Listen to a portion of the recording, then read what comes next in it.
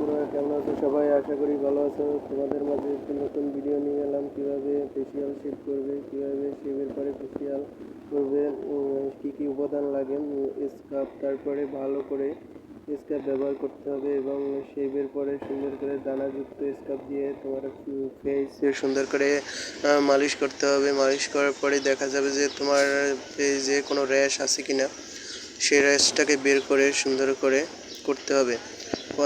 অনেক সময় দেখা যায় যে ফেসে কালো দাগ যাদের আছে এবং দাগ থাকার কারণে ফেসটা অনেক খারাপ দেখায়। আর যদি তোমরা স্কিন ও অনেকের ব্রণ থাকে, এই ব্রণটার বেশি কাজ করে যদি স্কার্ফ দানা ব্যবহার করো।